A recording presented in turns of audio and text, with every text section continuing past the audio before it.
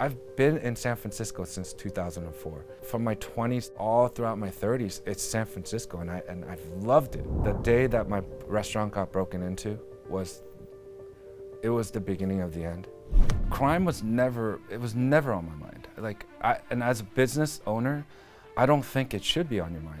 Once it happened to me once, the trauma, I would wake up in the morning and the first thing I'll do is check my cameras just to make sure nothing is broken. They just see the front of the house being busy. My restaurant is full.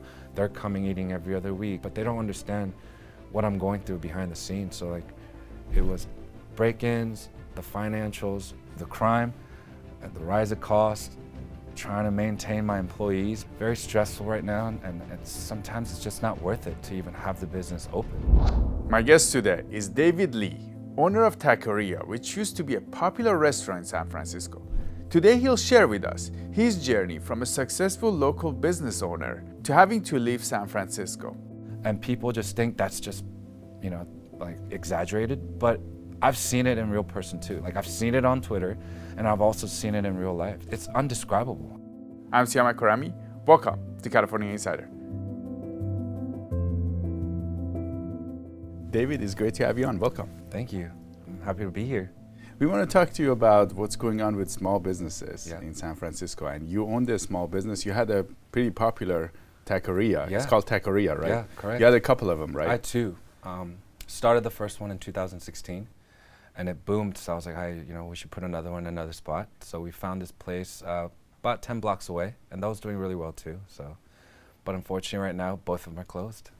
Can you tell us what happened and what's going on with businesses like yours in San Francisco now? Yeah, I think it was a perfect storm of a lot of things that caused me to close. The second location closed after COVID. It just wasn't doing as good as it was before. So it just wasn't making any sense for me to keep it open. But the first location, before COVID, I had lines out the door, $1 million business. But after COVID, business started to slow down a lot. There was a lot of work from home. So we're still surviving on delivery apps and all that. But when the crime started going up, I got broken into, rise of food cost, and just a little bit of everything. It was impossible for me to make money and to keep my doors open. And it was either I had to charge an extreme amount of money for my burrito, $17, $18 for a burrito, or just close shop and rethink my business plan. So I went the latter way. I chose option B, and so I had to close both of my shops, and yeah. So can you paint a picture of what's going on in San Francisco from your perspective for businesses like yours? Number one, like I said, foot traffic is down all over the city, especially in the downtown area. There's just not that many people out. So it's hard for us to just, get a sense of how busy our restaurant's going to be. And because of that, you can't kind of maintain your employees. Sometimes you have to cut their hours. And when you cut their hours, you get this one spike one day where it's busy. So it's you're falling behind, and so it's kind of hard to maintain staffing. Number two, crime is definitely up. There's broken windows everywhere. I'm not really exaggerating either, because when I got broken into that week, the whole block, same MO, same way people broke in. And these guys aren't just some randos. They're professional thieves. They come in, they take 1 minute. They come in, they know exactly what to cut, what to do, and then get out. And they don't even wear masks. All the restaurants have the same guy not wearing a mask, and we turn all this stuff over to SFPD. With the video camera. Of the same guy, same logo on the hat and everything. And we turn these over, and then they don't catch the guy, right? And it's well.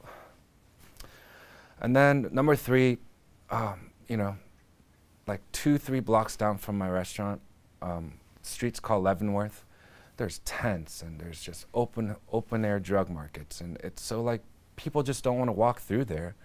And also that's kind of the area where a lot of my workers live. So for them, they're not motivated to come to work, because once they get off work or when they're walking to work, that's what they have to see before they come to work. So it's kind of tough for them mentally, just, and sometimes I get these random phone calls at nighttime once where they had to evacuate at 2 in the morning because the tent that was in front of their house was caught on fire and was like catching their building on fire. So they called out of work, you know, and for these guys, work is everything, right? These guys live paycheck to paycheck, so they have to come to work to make money. But for them to take these time off for things that are out of their hands, so just all of that combined, and like, you know, me being the owner and the boss, like I have to kind of work and maneuver around it. So it's just very stressful right now, and sometimes it's just not worth it to even have the business open. Now, can you explain to us, so you mentioned the crime. Was that on your mind all the time? So you got broken into once, right? I got broken into once, but there was like about 3 different attempts. But crime was never on my mind. Like, and as a business owner, I don't think it should be on your mind. Once I started to see it happen, and even before it was happening, I was living in San Francisco on the same block. And then before the restaurant started getting broken into, a lot of the apartments, the mailboxes would get torn out. And maybe in 2017, I want to say, you'll start seeing all these apartments with iron gates just to protect the mailboxes. So that was kind of how I started seeing the crimes go up. Now, like, I'm afraid to drive to certain places.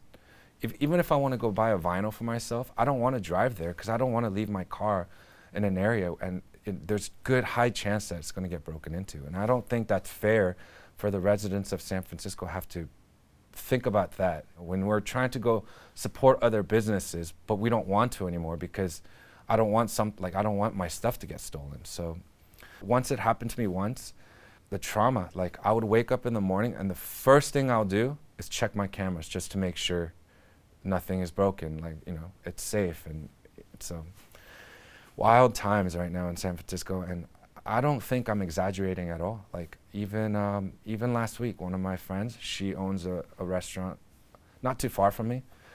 They never got through, but her windows are broken, you know, so now it's boarded up, and you know, the window business is thriving right now over there in San Francisco. Like there's a wait list now. So if somebody breaks into your restaurant, not only you have a board on your window, and like now you have to wait like 2 months just for you to replace the windows. And so like you as a consumer, you don't want to go into these restaurants with these where it's boarded up, you know. It's kind of questionable what is. Right. And my restaurant was in downtown San Francisco, and this is like the #1 area where people now avoid coming, and I can totally see it and feel it. It was Halloween last night. Barely anybody walking around in the city at nighttime, you know. Even like in 2018, 19, even 2020, people were dressed up, coming out to the city, you know. Like you see little kids trick-or-treating on these apartments, but those days, you don't see it anymore, you know. Why do you think that is? I honestly think, and I think the residents of San Francisco kind of blame the news and stuff for creating this narrative about San Francisco. But I think it's more important where people actually do come to San Francisco, they see what's going on, and it's word of mouth, and I think it's spreading, you know. People are starting to really realize that certain parts of San Francisco is just not worth it to even come out. Even tourism, like there weren't that many tourists this year, you know, and that was one of the bread and butters of my business was having these tourists come in. But I'm sure they watch the news, but I mean, you know, you still see certain tourists come, and when they really see it in real life, they're probably gonna go back home and be like, hey, it was that bad, right? Like Dreamforce was in town not too long ago, and even during Dreamforce, like, you know, attendees will come in and they'll be like, hey man, this is gonna be my last Dreamforce here. Like they express their frustration. They pay top dollars to come, and then they're seeing how San Francisco is kind of like, just, you know, falling apart right now. So I know a lot of businesses are suffering, you know. It's 30-40% down from what it was even a year ago, I say. There's a lot of people that are vocal about this, but did you find out other people like you who are vocal or they're facing similar issues? I think a lot of people want to be vocal, but I also think right now we live in that age where if they are vocal and they say the wrong thing to the wrong person, that their business is going to suffer. So I think a lot of people just keep quiet right now and just kind of continue on with their day-to-day because, you know, Like, for example, I've went on several different news stations and kind of spoke about what I'm talking to you about. Well, one of those stations kind of go against what San Francisco beliefs are. So instead of even listening to what I was trying to say, which is, hey, look, this is what's going on in San Francisco. I want to bring a bright spotlight to San Francisco so it can get fixed. But instead of pointing those fingers at the people running the city and helping it get fixed up, they point their fingers at me, saying, why did you go on this network? Why did you have to talk about San Francisco in that way on that certain network? And because of that, you know, I've closed both my shops, and I have a little shop going on right now, and I'm not getting the neighborhood support, so my shop is slow. And because of reasons like that, I know a lot of people are frustrated, but I also think they don't want to mix their opinions. It might suffer their businesses. So, was there a point you figured out this is not just your business, other people are in the same situation? 100%. You know, there was a Vietnamese restaurant that I used to go to. On Saturdays, it was like an hour wait, you know, closed. I had no idea what happened, you know. Was it the crime? Was it this or that? Well, I just recently went to go get a haircut, and the hairdresser was friends with the person that owned it, and they say it was they used to sell 400 bowls of pho a day, and it went down to about 20 to 30 a day. Wow. So it's kind of like, okay, at first I thought it was just me, but you know, there's a lot of small businesses right now, like barely getting by. I mean, there's other places that are thriving, and it's not just the small businesses. There's big name brands too that are pulling their shops out of San Francisco. And there's a Walgreens that was down the street. You know, all the stuff that was happening with Walgreens right now. So like, they're shutting down. Yeah, they're shutting down. And there was an incident in San Francisco with the shooting and the security guards. Yeah, so yeah. The Walgreens kind of took a bad hit, right? Well, there was a Walgreens down the street from our restaurant on Gary Street. Every single window broken. Every single window. You know, it's shatterproof, so it's not like broken into, but it's shattered, right? So for like 3-4 months, these guys had it was all boarded up, and then I think recently they just announced that they're gonna pull their plug and they're out of there too. So, but before they did that, all the windows were fixed. So I'm telling you, the window business. The window business is doing okay. It's doing, yeah. Those guys, I'm sure, are doing really. You know, like a couple years ago, it was the plywood. Everyone was buying plywood to board up and all that, but now it's the window business. Some people say, David, that the news media is exaggerating. They're just showing these 4 or 5 blocks in San Francisco that's really bad, and they're portraying the whole image, and they're hurting the city. What are your thoughts on this? I mean, but like any other city, like there are beautiful neighborhoods, like the Marina, North Beach. Those guys are thriving, and I think it's because they feel safe there, and you know, they got a lot of local support, and so of course there's parts of the city that are going to be thriving.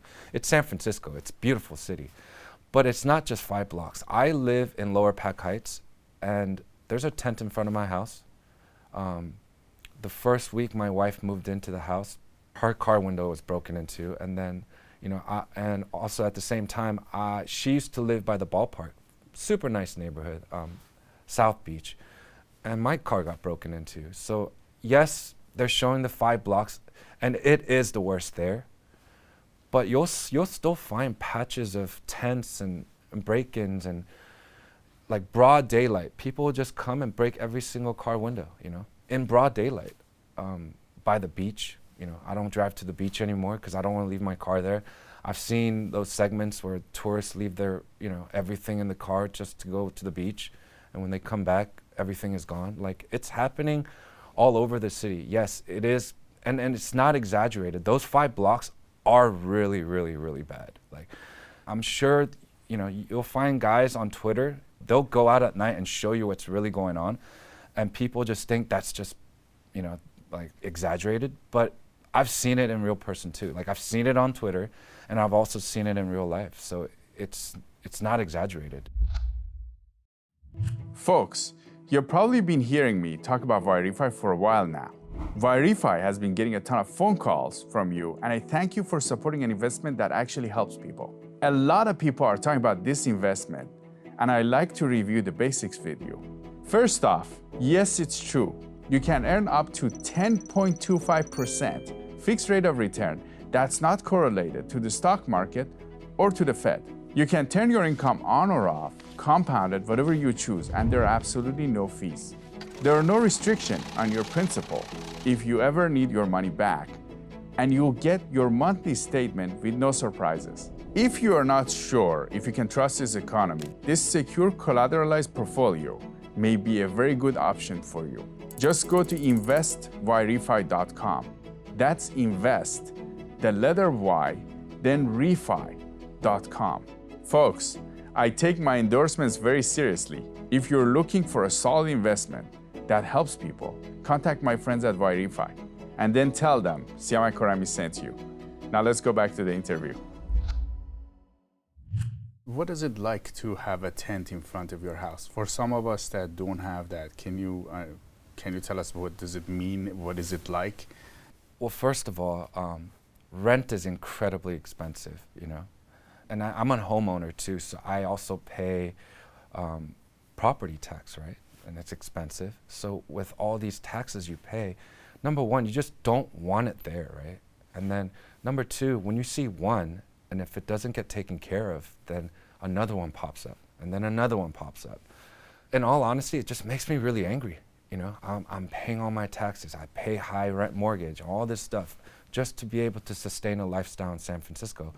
And then this person is right outside in a tent. Their tents went from a small single camp tent to like these giant tents, you know, and what also makes me angry is like, where are they getting these tents? Like, where are these tents coming from, right? So I don't think it's fair for it to be there.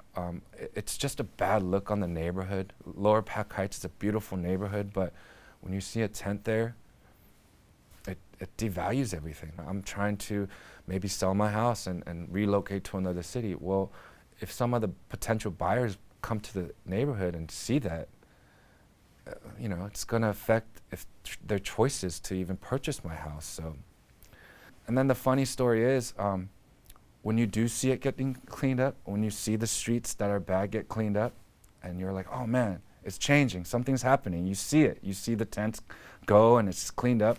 Well, it's because there's a giant convention coming into town. You know, there's Apex coming into town, so the city is clean.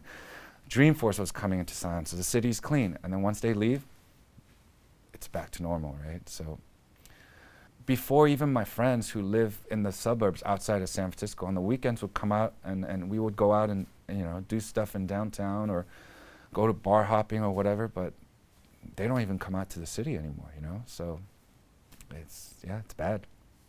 Now, all this happened to you before the minimum wage for the fast food workers went up. Yes. Now, can you tell us a little bit about that? Yeah. I'm a little torn on that subject because I see it from both sides. So I think it is good that minimum wage is $20 because, like I mentioned, a lot of my guys, they still were getting paid. They have to get paid at least that amount of money, and they still work a day shift and night shift in order for them to, you know, rent a house and not have like 8 roommates. Especially San Francisco, especially with in the San rents Francisco. that are so high. Exactly. So in that sense, I think it's good that people need to be making $20 an hour.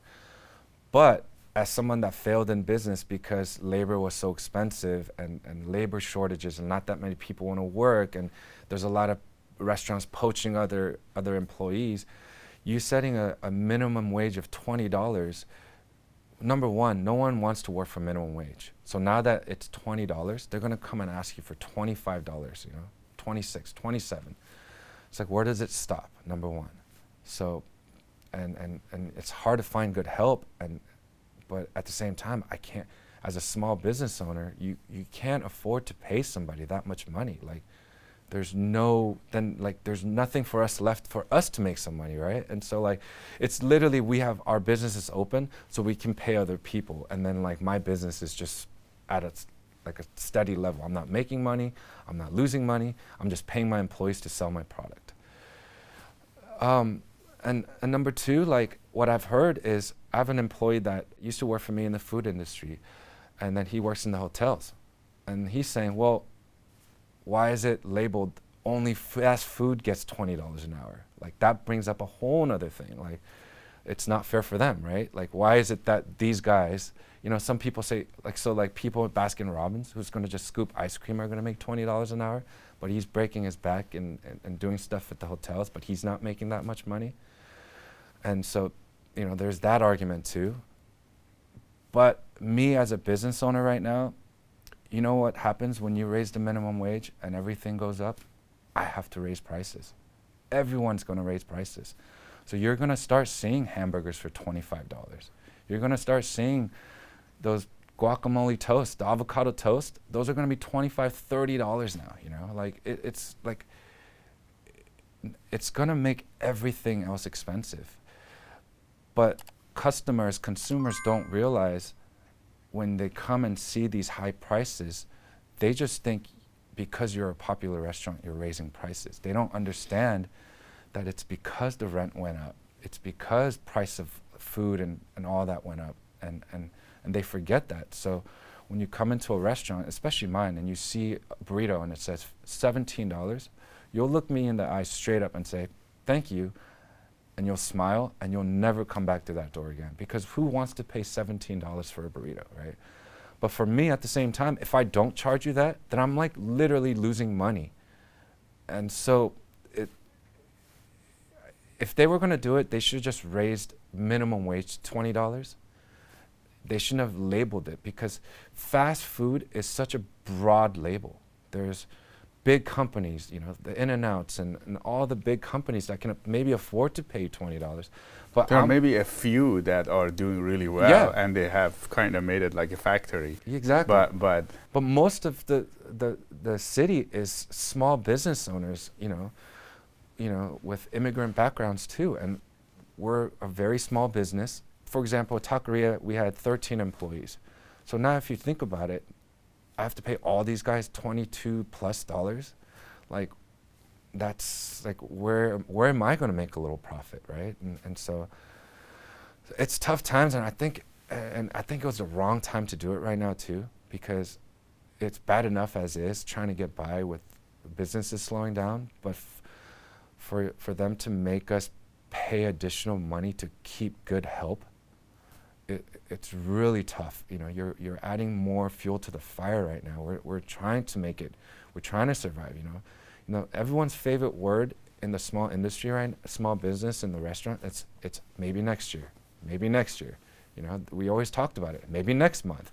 It's Christmas next month, so more people are going to come because of Christmas. Like we're always hoping for the future to get better, and then you're just making it tougher for us right now, right? Like $20 minimum wage. It's like, where does it end? Like, do you want to destroy all the small businesses? Do you want us to all leave? Like, you got to help us out too, right? And I've been reading all these articles about how they made it easy for us to open businesses and do this and do that, but you don't really see that many businesses opening right now. My business is on the market, and it's not a buyer's market. Like, people are coming and they're looking, and I'm asking for an X amount of dollars, and they're walking right away. And so, in order for me to even like bring them back, I need my restaurant to be busier. I need them to see that if they spend the money, like they're going to make the money back. But when they come in and I'm asking for this much money and I'm telling them, well, I have this many employees and you have to pay them this much money, and then they see a customer come in every like 10, 15, 20 minutes, they're going to be like, maybe it's not a good idea to buy this place, right? So it's tough. It's really, it's nobody's winning, So David, you actually built this business. You started from nothing, you built it, and Yes. you kind of achieved a certain amount of success and became popular. How was it? Was it tough to decide to shut it down? Tell us about what was it like? When it was good, it was really, really good, and I loved it. But just the wear and tear the last couple years. Once I decided that I was going to close, there was like this 100-pound of weight off my shoulders. And when I finally finished the escrow with my second location, oh man, it brought me joy, and the thing is, I sold it at a loss, and I gave them all my equipment, the refrigerators, the flat tops, the fryer. I left it all in there, and I charged them what they wanted to pay me. And it was at a point where I'm like, you know what? Instead of me sitting and worrying about it, me selling this place at a loss, it's just so much easier for me. I sold it, forget it. And of course, there are days right now where I'm like, man, I wish taqueria was still open, or when some new customers come into this new shop, they say, oh man, what happened? You know, and yeah, I get kind of sad. But at the end of the day, no, I'm just so burnt out. It wasn't that tough. Like I made the decision, and once I made the decision, I had a discussion with my family and said, this is what's happening, and if I don't do it sooner than later, I might just go crazy. My mental health. So what was the catalyst that made it very tough for you? Was there a few things that happened that? Yeah, I mean, one, it was the crime, right? The day that my restaurant got broken into was the beginning of the end. Up to that point, you know, when you work in a restaurant industry, it's no days off. Especially if you're an owner. 7 days a week. 7 days a week, you know, you're shopping, you're if someone calls out, you're there. Like you don't get vacations. You know, like it's hard enough as is working, but when business is good and you're loving it, of course it's amazing. But as soon as you can't really enjoy the fruits of your labor after putting in 7 years of my work, and I'm still just trying to get by, and then the day that I got broken into was just like, all right, this is, you know, I'm kind of over it, right? And then... Was there a lot of damage? Did you... One big window broken, and they stole my cash register, and ironically, they stole all my little delivery tablets. So it wasn't just that I was losing money because they stole my cash register and I had to pay about $2,000 to replace the window. I didn't have the tablets, and those are, you know, right now, those help you make money, a lot of the online orders, and I didn't have that for about a month. You know, it took a month for them to send me a new one and get it all set up, and minimum damage with the windows, but overall damage was big. So that was kind of the beginning, and then with the business kind of slowing down, it was the first time where I started looking at my bank account and we're starting to lose money. Yeah, there's a line out the door and we're selling a lot of stuff, but behind the scenes, I wasn't making money, you know, and things were getting really expensive. For example, a box of foil, which I need, it's like the most important thing at a burrito shop is foil, went from $20 to $70, you know.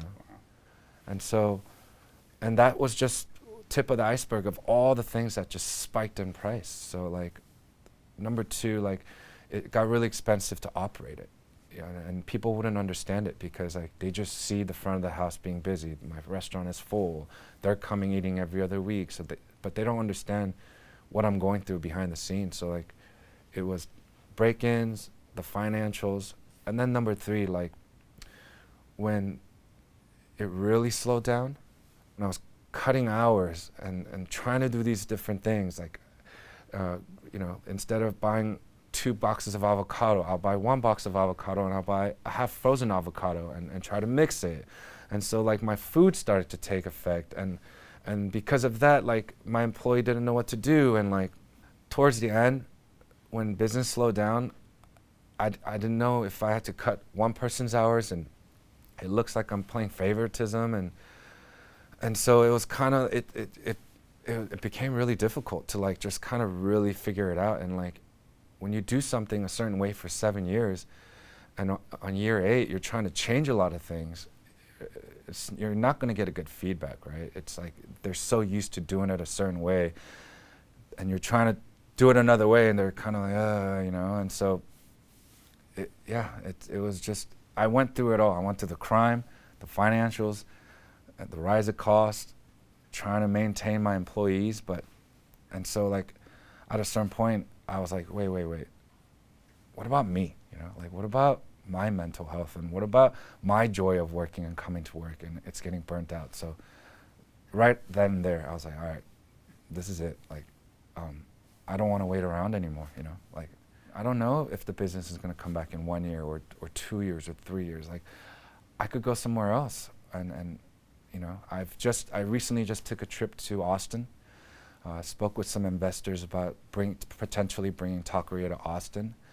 And granted, I only went there for 3 days, but while I was out there, man, businesses were full, retails didn't have guards out front, you know, and they were packed. People were out and drinking, and there was this energy that I felt back in 2010 in San Francisco. I felt it out there, and I'm like, all right, well, instead of wasting my time trying to survive, maybe it's time to move and gamble and do it out there when, you know, and hopefully it works out there. Instead of waiting around, I know there's customers out there, and if I put it there, I'm sure it would do way better than what it is doing right now in San Francisco. So. Do you think more people like you will move out of San Francisco? I think so, and I think it's already begun. Even in Austin, we were at a bar and I'm talking to some locals there, and I'm like, hey, thinking about moving here, and they're like, oh, from where? And I'm like, oh, from California, from San Francisco. They're like, oh, no, you know what? Austin sucks. Don't come. Like, don't. Yeah, so I think a bunch of us have already moved out there to where their locals are telling us, like, hey, you know, they don't want, yeah. So I think it's been done, and I think if it doesn't get better, I think it's gonna, more people are gonna try to find better opportunities outside of the city. Now, you tried to reach out to the government, or you had the mayor had a tweet and you responded to that tweet, or you had some interactions with the government? Yeah. So how all this happened and how probably even you found me and all the local newses and everything was just, it was at a breaking point. It was, my restaurant got broken into, and on that same week, my wife's car got broken into. So then I simple tweet to Mayor London Breed. I said, what's going on in this city? You know, like, is there any protection for us, you know? And that went super viral.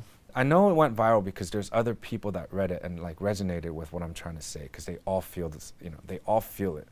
I've tried to reach out to the supervisors and this and that, and trying to get the local, you know, but never heard anything back. The only thing I've ever heard back was from the Small Business Development Center. They reached out to me and they're like, there's a grant. You can get this grant, it's a vandalism grant, just apply for it, this and that. So I applied, and they sent me a check for $1,000. That $1,000 will fix like a quarter of the window that was broken, right? Like it's not about the money too, you know. I didn't ask, like, it's gonna help me out, but any like leader, just come and say, hey, look, this is what we're doing, and give me a peace of mind, right? But not even that, you know. And so, I mean, the tweet went viral, but that was it, you know. And it was this thing, and I'm pretty sure the mayor saw it because it was on all the, you know, they were calling her out and saying, hey, this is what he tweeted to you, blah, blah, blah. But no, I never heard anything back from anyone, so. Why are so many people leaving California? It wasn't long ago, people from everywhere wanted to move to the Golden State to enjoy a better life. Sadly, the standard of living has been dropping in the past decade. Are you like me and wonder why this is happening? I'm Siyamak Khorrami, host of California Insider. In our film, Leaving California, The Untold Story, I take you an intimate journey of love, loss, tragedy, and hope as residents face the prospect of leaving their beloved state. Everyday people like you tell their stories about why they have to move out of the state even though they don't want to.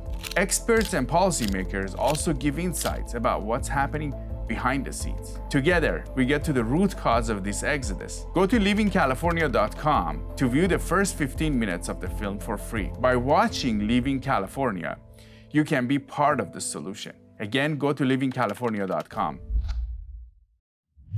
David, you have had a good time in San Francisco when things were good. What if they change everything tomorrow? Would you stay? If everything goes back to how it used to be. That's a loaded question. No.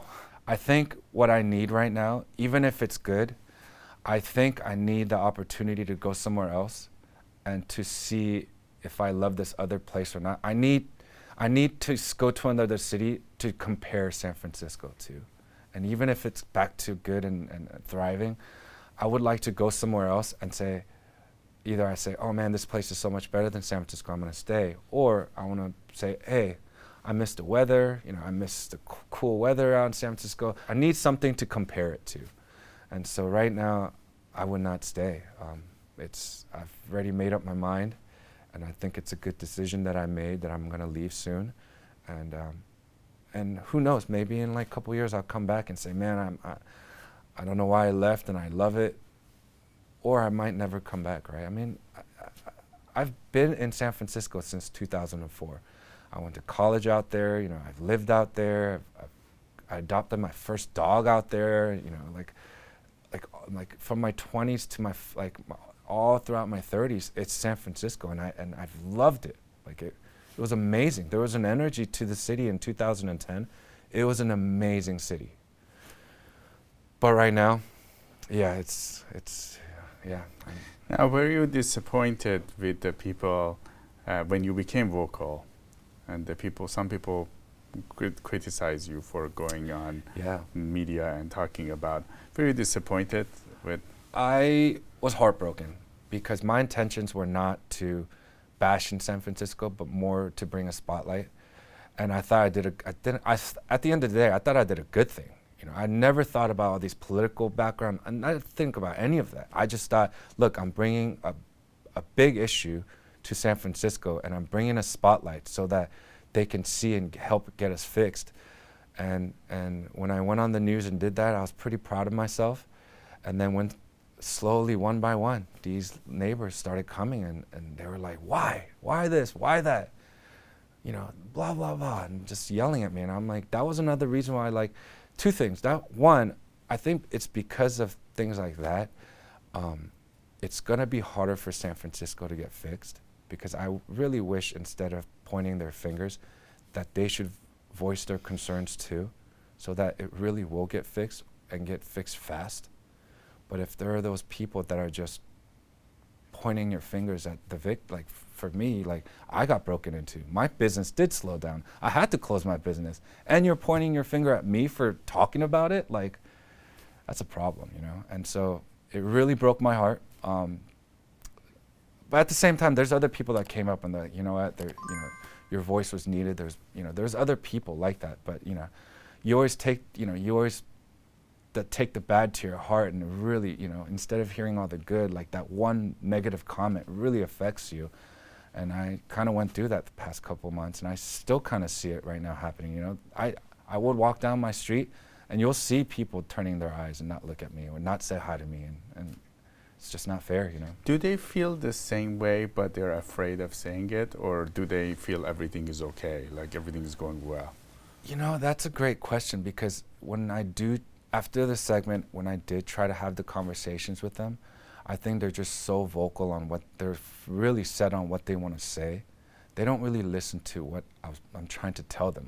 So I know they see it, but I think they just think it's going to get fixed. Instead of being vocal about it, I think they just expect it to get fixed. And I mean, you have to be blind not to see what's going on in San Francisco, right? So I know they see it, and I know they're frustrated, but I think they just look at it as a political issue. Yeah. If you say something bad about San Francisco, you're against the Democrats, probably. Exactly, and that's not it. Or they say you voted for it. Or you don't like San Francisco. Yeah, it's either I don't like San Francisco, or I'm going against the democratic ways, or they always say you voted for this, and I'm like, no, I didn't vote for any of this. Nobody voted for any of this, right? Yes, we put these people in places, but we never thought the outcome was going to be this. It's not that we voted for this. So I don't know why everything got so political. It's do you just scrape it all down? I'm just telling you, I got broken into, and my business is struggling, and it's really hard for me to stay here and love it here and surviving here. That's what I'm talking about. It has nothing to do with politics, I am a small business owner. This is how I make my money to pay rent. This is how I make money to enjoy myself in some ways or another. It's not political, but why are you making it political? Why are you making it me against that, It's help. My business is struggling. Everything is rising. I don't want to, and you know what? Those are the same people, if I raise my price to $17, they're the first ones that are going to come into my restaurant and complain. they're gonna go on Yelp, give me a 1 star and say, why are they so expensive now, you know? It's. Now, do you have any recommendations or advice for the city leaders? Listen to us, listen to people like me, and really just help the small businesses, not employees, but just really give us a break, you know? Like, you want us to stay around, clean it up, make it mandatory XYZ, so if people break in and steal something, send them to jail. It's 900 and below, like, they're gonna do it over and over and over again. So please just, you know, if you want these businesses to stay for the next 3 years, you know, I think it's a critical time. There's gonna be a lot of businesses, I think they're gonna pack up and go. And if you don't want that to happen, you really have to fix it, so. What about the residents? Do you have any recommendations for your friends or people that lived in your block, your previous customers, people that may have criticized you or people that support you in this?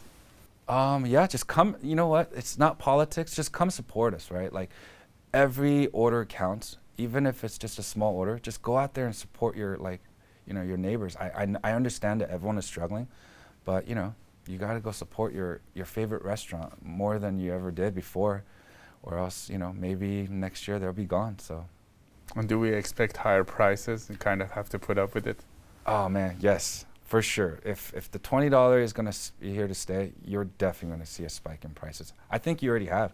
I think this morning I read an article that Chipotle and McDonald's are raising their prices already, right? Yeah, they are. Exactly, so like, when you see that, like, yeah, 100%. Everything that things that you've paid for, it's gonna go up. Like, expect it. Like, it will go up. It will get expensive, and so. Do you have any other thoughts for our audience, David? No, I'm just really excited to be here. Like, I love voicing my opinions on things that are happening in San Francisco. I think these kind of conversations are needed to not be political, but to bring a spotlight so that San Francisco can get fixed. And I really hope that's how people that are watching this will take it. Like, I'm here because I love San Francisco and I want it to get fixed, and it has nothing to do with joining the narrative of the San Francisco bad city. Like, I'm not doing that. I'm really here to, like, express, like, me as a business owner right now, these are the problems. If these get fixed, then everything's, you know, it will thrive again. But David Lee, owner of Taqueria, it was great to have you on California Insider. thank you so much for having me. It was really amazing. If you haven't checked out californiainsider.com, we highly recommend you do that now, because we're gonna have a lot of news and videos there. And on top of what we have there right now, we are building a really big platform to cover what's happening in California, so you can be informed. We're gonna have more shows, more videos from all aspects of life in California. Go to californiainsider.com and we'll see you there.